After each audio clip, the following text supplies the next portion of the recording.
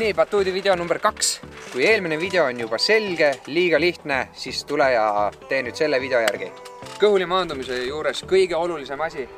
Su puusad, ehk siis see osa, peaks maanduma täpselt siia, kus olid su tõuke hetkel su jalad. Ehk siis sa ei tohi hüpata ettepoole ega tahapoole. Täpselt koha peal. Lähed üleval, sirutad ja püsti. Selili hüppe siis. Sarnane kõhuli hüppele, sa pead jääma koha peale. Ei tohi hüppata tahapoole. Kui sa tahapoole hüppad, lendad batuudilt välja vastu võrku või täitsa vastu muru. Ehk siis maandud puusadega siia, kus su jalad olid. Sirutad ja püsti. Järgmisena siis harkupp. Asend siis selline, nagu on hark istes ettevääntus. Pöiad sirutatud, jalad sirged ja proovid kätega puudutada enda sokid ära. Ja siis sirutad ja maandud püsti, käed all. Nii kõrgele kui saad, alustad käed üleval, hark alla. Upphüpe. Jalad sirged, pöiad sirutatud, jällegi proovid oma sokke puutuda. Tuleb kasuks venitamine, proovi ennast enne seda hüpet natuke venitada, ma ka venitan, muidu äkki tõmban midagi ära. Käed üleval ja upp ja käed all maandud jälle.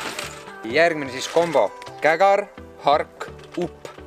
Paned need kokku. Kui sa tahad elemendid kokku panna, siis sa pead jõudma enne käed alla sirutada ja enne maandumist veel üles tõusta, et sa saaks minna järgmisesse elementi. Ja.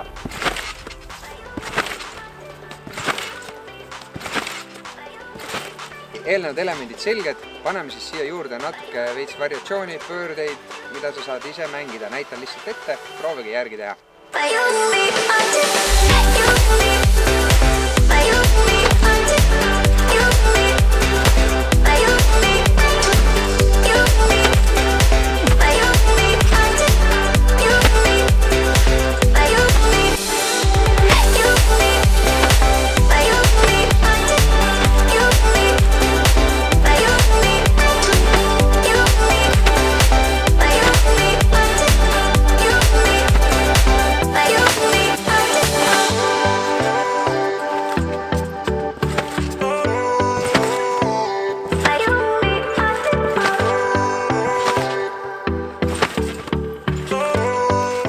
Kui teil tekkis veel ideid, mis elemente te soovite õppida, kirjutage kommentaaridesse.